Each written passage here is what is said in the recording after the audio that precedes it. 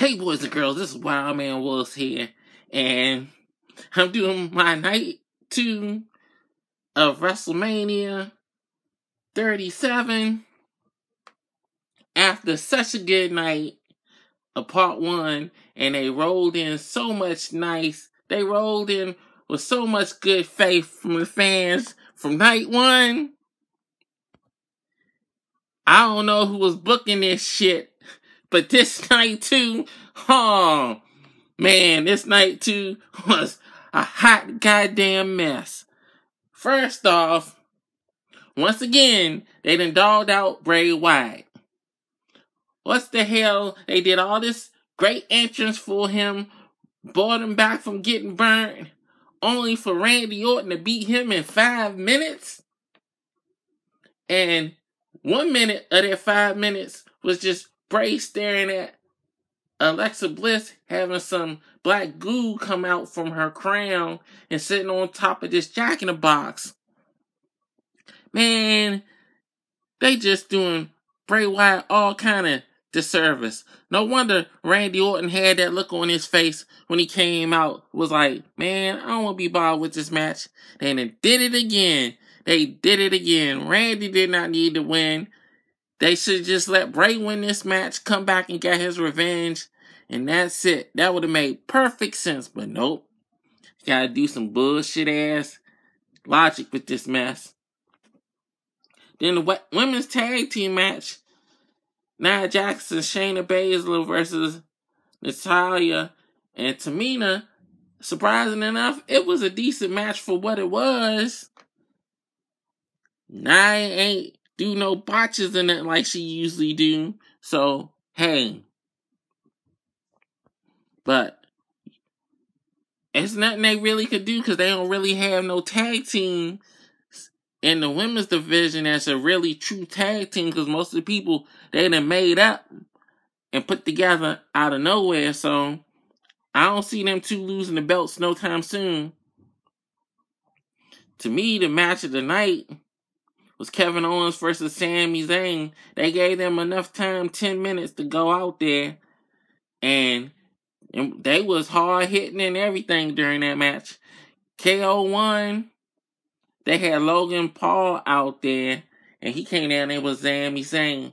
And once Sami lost, he turned on Sami. But KO didn't care. He hit him with the stunner too. Because everybody was hoping for him to do it, and they did it.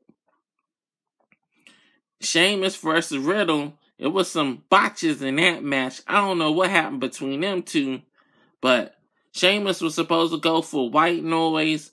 I don't know if Sheamus had his foot slipped up, or what, or Riddle wasn't in position right when he was trying to do the white noise off the top rope, but something had happened. And the end of the match, Sheamus really kicked him in the mouth, for real, because his mouth was bleeding. Riddle was trying to do a,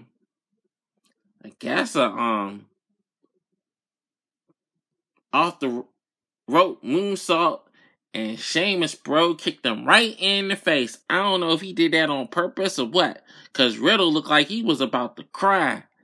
Because he really kicked him in the face with that joint. They actually took the belt off of Big E in a Nigerian drum match. All it was a no disqualification match with dumb stuff around the ring. And here's the thing about that match. They had some big dude come in and help Apollo win because there was no disqualification, and they gonna do the same ending in the main event. I get to that in a minute. Rhea Ripley versus Asuka, it was an okay match, but Rhea Ripley didn't hit her finisher right like she was supposed to. It was hard hitting and stuff, the match itself. It was nowhere as good as Sasha Banks versus Bianca Belair night 1. Nothing was good as night 1. So, and here we go. How they fucked everything up. Roman Reigns beats Edge and Daniel Bryan in a triple threat match. Nothing but Jey Uso messing in the majority of the match.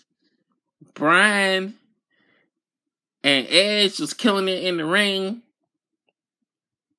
Roman, all he did was some bullshit. As always, it made no sense. You wasted Edge's Rumble win going into WrestleMania. People probably wanted to see Edge win, especially by that reaction when he came out. Everybody was cheering for Edge. They was even kind of booing Daniel Bryan a little bit when he came out. Everybody wanted to see Edge. A lot of people online wanted to see Edge. That would have been the perfect story to have Edge end up winning that match. It would have made perfect sense at the end just to let Edge get that win. But nope. Vince had to have old Buckethead Roman. Once again, had to have his time to shine. You could have took the belt off of Roman for a little while. Had some dissension with him and Jey. It would have made for a better story, but basically, you had two of the same endings in the same night.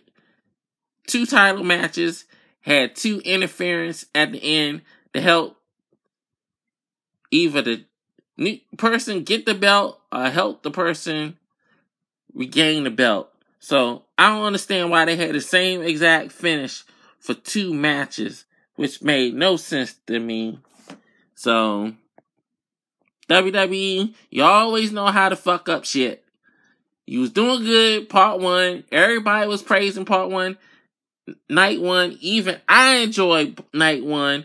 I was hoping that I was going to get the same thing in night two that had that enjoyment. You should have gave it to Edge. I don't think Daniel Bryan should have won it, even though I'm a Daniel Bryan fan. It would have made more sense with Edge winning. You would have had more people happy, because there's a lot of people bitching online about this stuff now.